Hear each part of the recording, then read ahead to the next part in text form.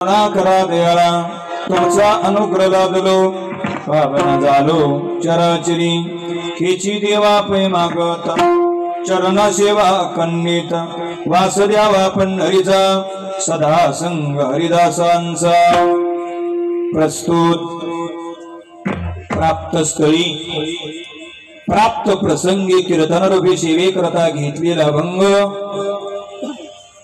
पंढरपूर निवासी भगवान परमात्मा पंढरीश परमात्मा यांचे लढीवाळ श्री संत नामदेवराय यांचा अवघ्या 4 चरणाचा स्पेशल मागणीपूर प्रकरणातील अभंग सेवे करता घेतलेला आहे।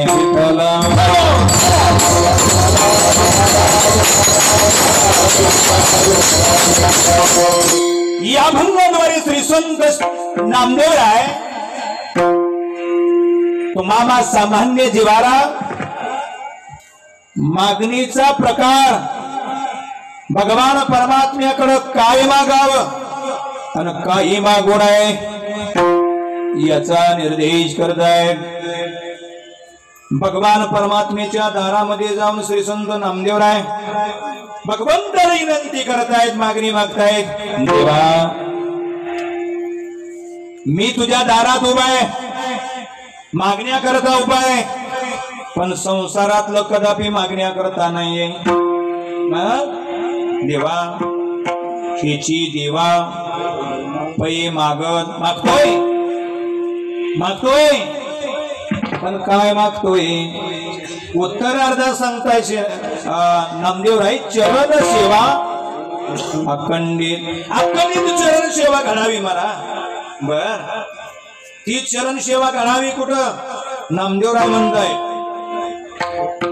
जावलीत नको, अंधरोडला नको,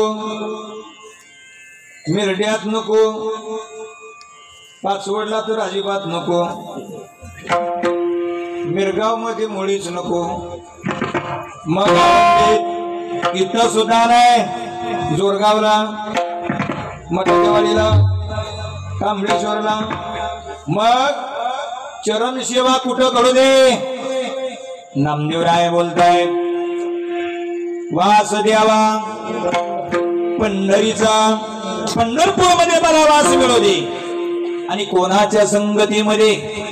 या हरिदासांच्या संगतीमध्ये। आणि कदाचित मेलो तर देवा, मेलो तर मेलो, पण कुत्र्या मांजराचा जरी जन्म मिळाला तरी चालेल, पण पंढरपूर नगरीमध्येच मला जन्म मिळू दे। कोणत्याही यतीमध्ये, कोणतीही यती चालेल मला, पण पंढरपूर मध्ये हरिदासांच्या संगतीमध्ये जन्म हो का बलते याती। पण तुझी हरिभक्ती चुकता उपयोगाचं नाही, परिणा चुको हरिभक्ती। नामदेवरायांनी भगवान परमात्म्याला वर्णन केलेलं आहे, त्याचा निर्देश केलेला आहे। पण वर्णन करत असताना 1000 नावापैकी एक नाव तुमच्या आमच्या समोर ठेवलंय। विष्णू सहस्रनामामध्ये त्याचं वर्णन आहे, यश स्मरण मात्रेन जन्म संसार बंधनात विमुचिते नमस्तस्मै विष्णवे प्रभ वैष्णवे। 1000 नाव आहे, या 1000 नावापैकी एका नावाचा निर्देश केलेला आहे महाराजांनी। कोणतं नाव? नामा म्हणे कमलापती। कमलापती हे नाव भगवान परमात्म्याला दिलं। पुरीला जाग करावं का बाई, चावडी उदर एवढं नाही चालत या वेळाला।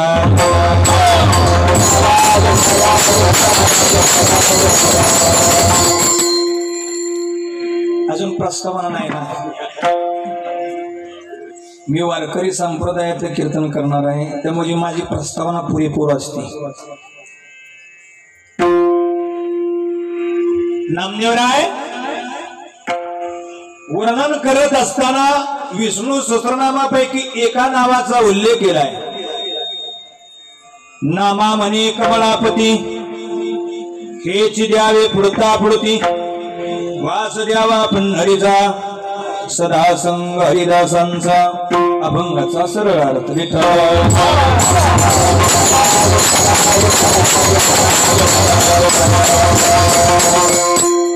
अभंगाचा सरळ अर्थ वारकरी संप्रदायाच्या दंडकाप्रमाणे तुमच्या समोर ठेवलेला आहे. अभंग सर्वांच्या पाठांतरातला सुलभ आहे. अभंग मागणी पर प्रकरणातील आहे. निमित्त सर्वांनाच माहित आहे. या जावली नगरीमध्ये आपण जवळजवळ 7 दिवस या नागबाबांच्या दरबारामध्ये येतोय. पहिल्या दिवसापासून आज जागराच्या दिवसापर्यंत नाथबाबांच्या वरती श्रद्धा असणारे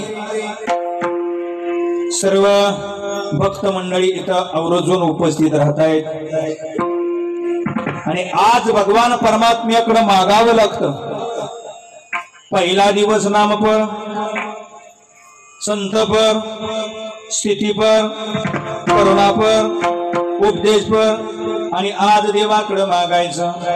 उद्या काला काला झाला की खाला. परत जर एखादा बुवा गावात आला तर मग काला. हे काला झाला की तुम्ही कोणी थांबायचं.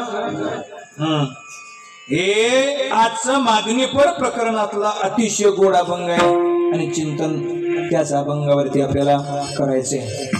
उत्तरार्धामध्ये मी जन्माचा विषय घेईन म्हणून दुहेरी अभंग आहे. पहिल्या चरणामध्ये देवाला मागणे आणि तिसऱ्या चरणामध्ये जन्माला आल्यानंतर काय काय करावं याचंही वर्णन आहे. अतिशय गोड अभंग विठ्ठल.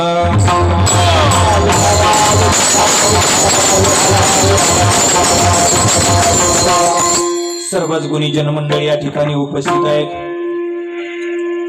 मृदंगाचा बादशाह आमचे मयूरजी महाराज, गान कोकिळा आमचे आळंदीकर, वयोवृद्ध बाबा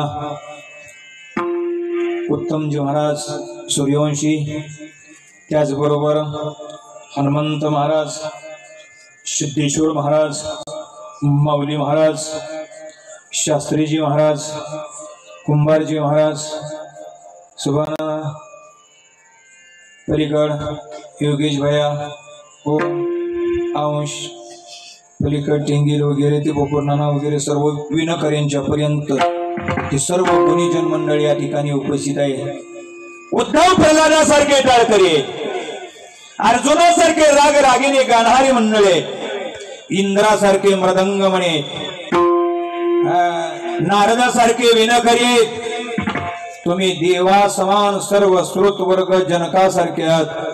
पण कीर्तनकारच तसा नाही. विठ्ठल.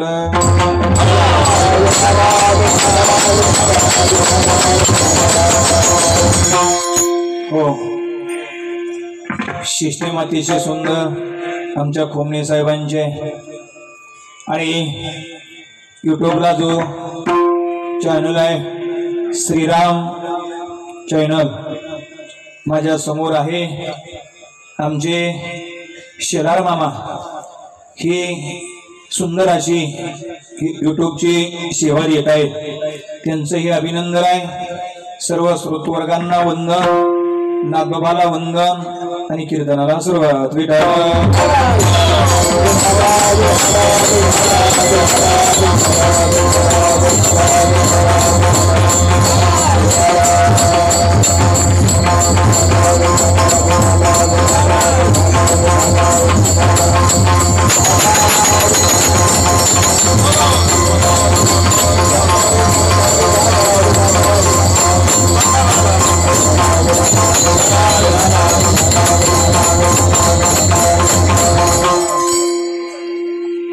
असल्यांची बी गरज लागते आम्हाला.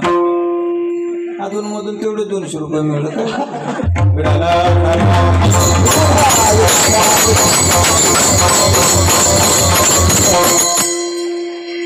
कस काय काय महाराज.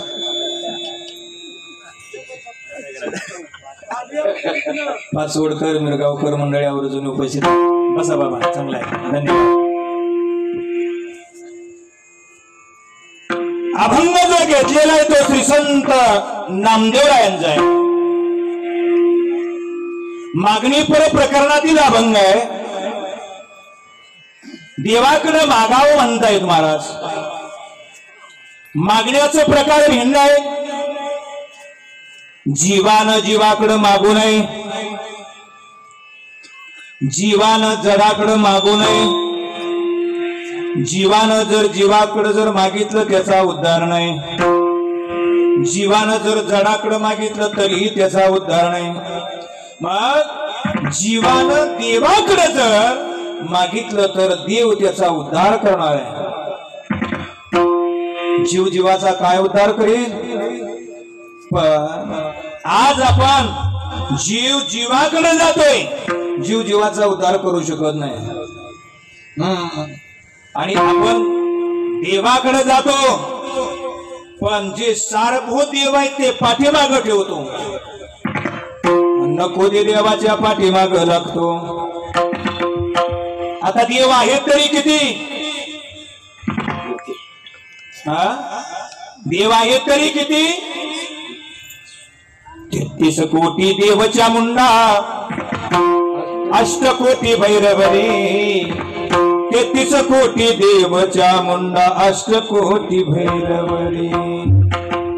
33 कोटी देव आहेत आणि अष्टकोटी भैरव आहेत. की भैरव किती सांगितले जातात? 33 कोटी.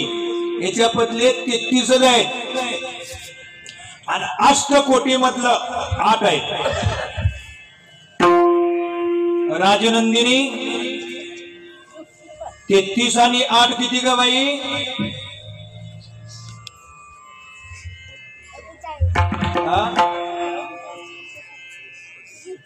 बरोबर 41. ती हुशार आहे.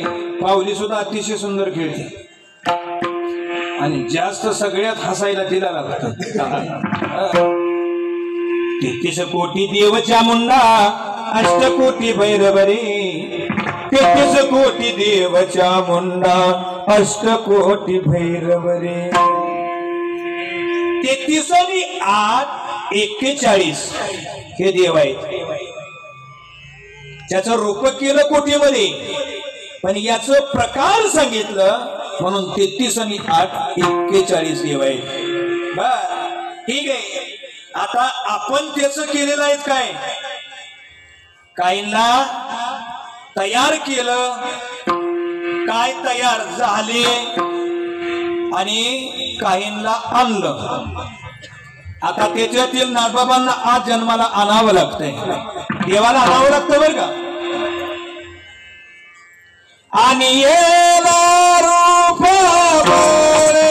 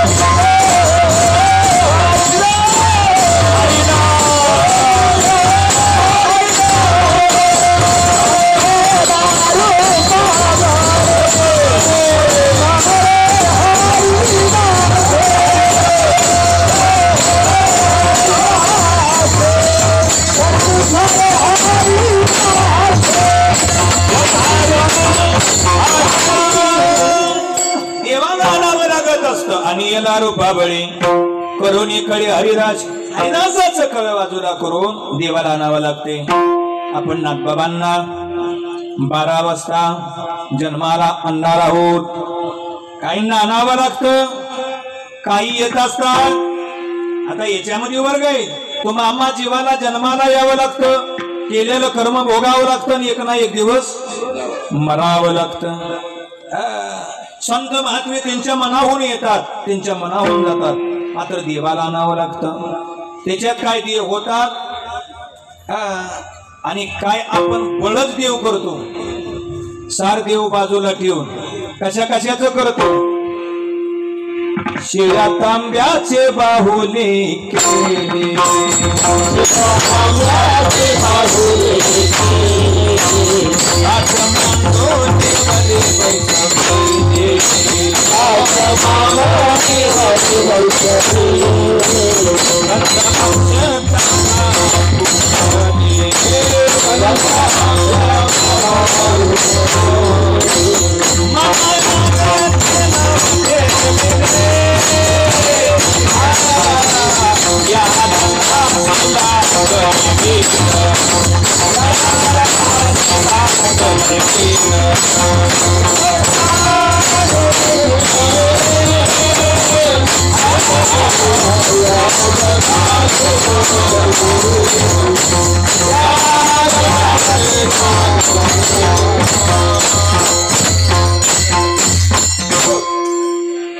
एकनाथ बाबा गोड वर्णन करतायत.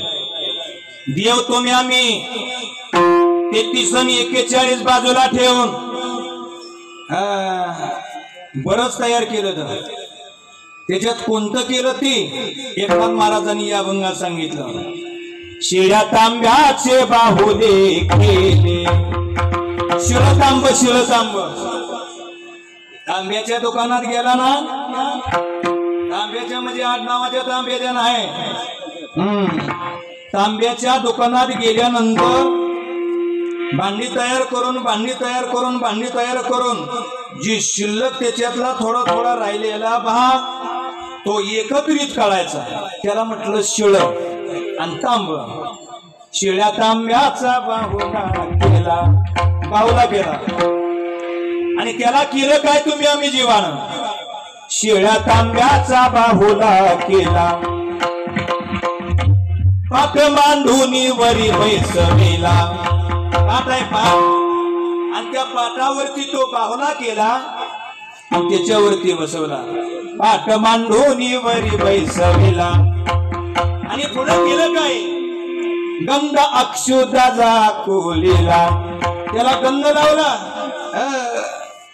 हे एवढं विचित्र आपण, आणि त्याला नाव ठेवलं. माना आली ते नाव ठेविले, या जनाशी लागले वेळ, या जनाशी लागले वेळ. नको ती देव आपण उत्पन्न करतो आणि त्या देवाच्या पाठीमागे लागतो. पण संत महात्मा एकनाथ महाराजांनी जसं सांगितलं ना, तसं हे नको ते देव त्यांची यादी झाली. कोणते कोणते देव, शेंदरी हेंदरी दैवत,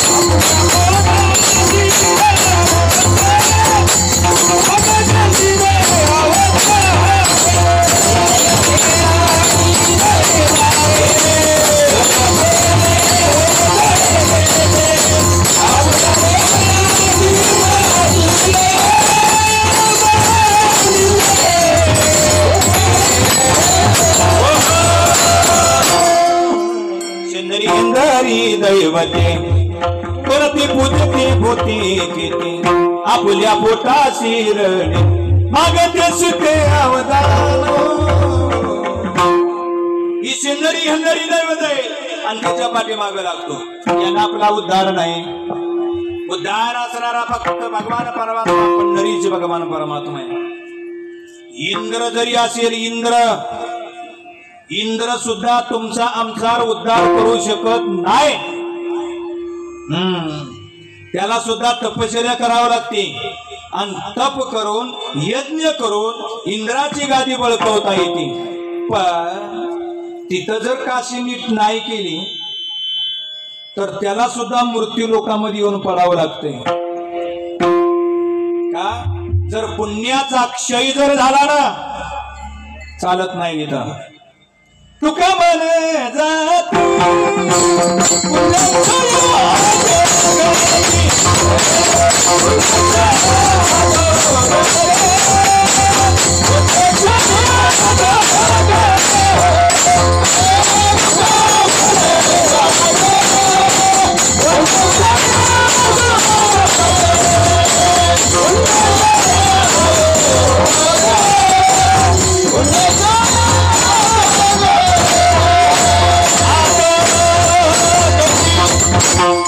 म्हणे जाती पुण्यक्षय अधोगती.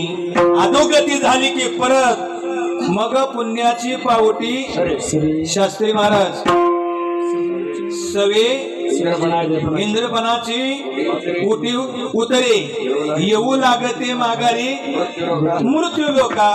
परत माघारी यावं लागते. इंद्र असला तरी चालत नाही. एकदा असंच झालं. कसं असं राम प्रभू आणि सीतामय्या समोरासमोर बसल्यात बर का. हे सरळ बस की बाई, कसं तुमचं चाललंय काय नाही. त्यांना तरी काय दोष देण्यात आहे. रात्री ह्या गादीवर बाई नाचली आणि तिथंच ना बरं वाटतंय. चला मामा हे म्हणणार मगाच्या पासून बघतोय हे कॉपी एकच आहे, बदलना कसं आहे, साडी बदलना तसंच दिसतंय. आणि म्हणून त्यांना तरी दोष देऊन काय करायचे. म्हणून तर महाराजांनी सांगितलं या जना शिवा कधी वेळ याचं वेळ लागलं ना याचं वेळ लागलं पाहिजे. वेळाला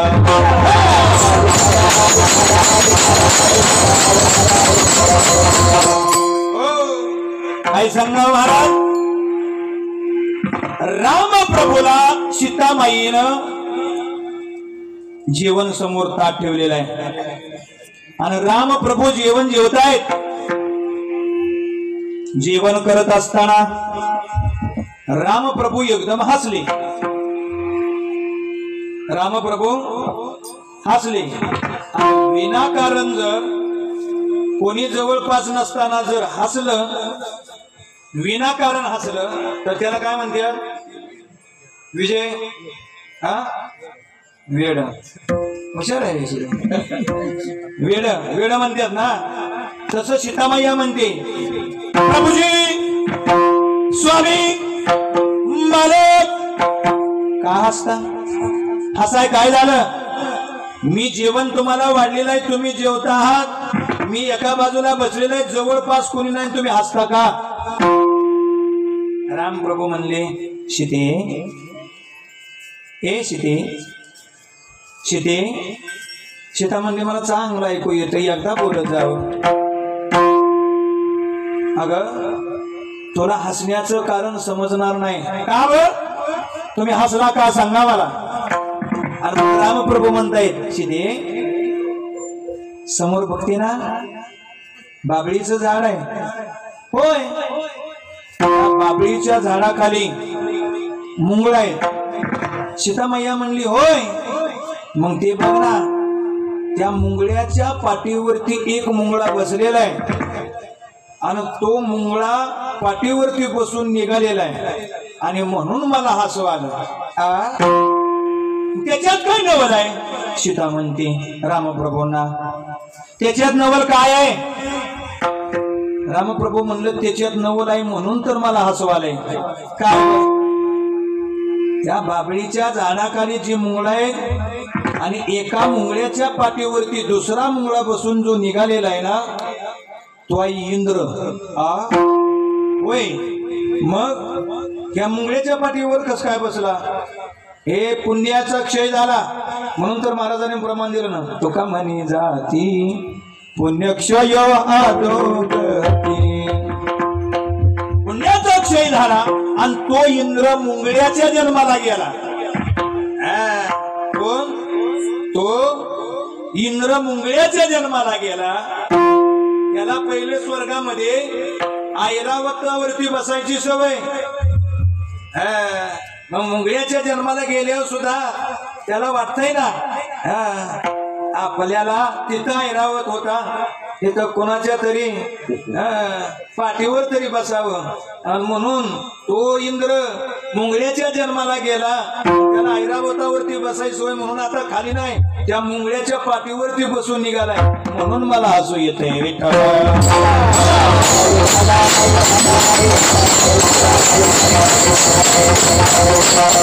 मला सांगण्याचा मुद्दा एक आहे की स्वर्गामध्ये जरी काही देव गेले असतील, झाले असतील, इंद्राजील, चंद्राजील, ब्रह्मदेव असेल, ती सुद्धा आपला उद्धार करणार नाहीत. आणि मग आपण तयार केलेले तर कसे करतील? म्हणून जीवानी सार देवाला शरण जावं. मग जर शरण देवाला गेला ना तर तुमच्या जीवाचा उद्धार आहे. म्हणून तुम्ही जर देवाला जर सर्व भावानं जर तुम्ही शरण गेला ना तर तुमचा उद्धार होईल. आठवते का नाही प्राण तुम्हाला? मनोरी शरण जावे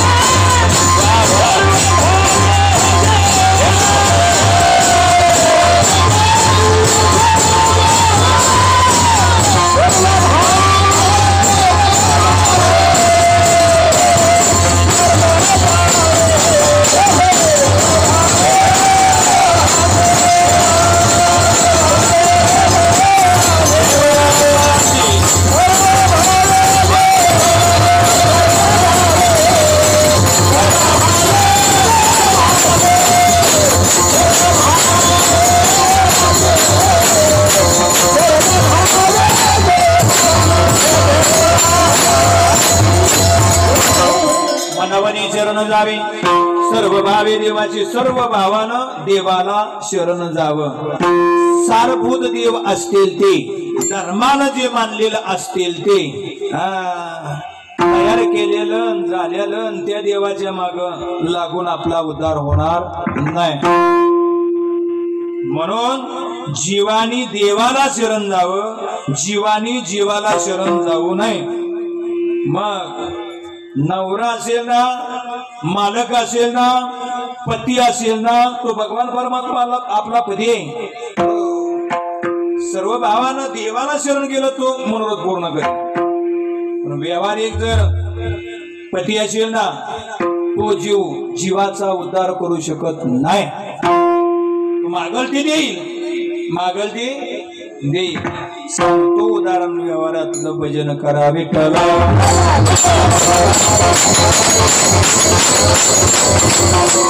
एक डॉक्टर आहे, डॉक्टर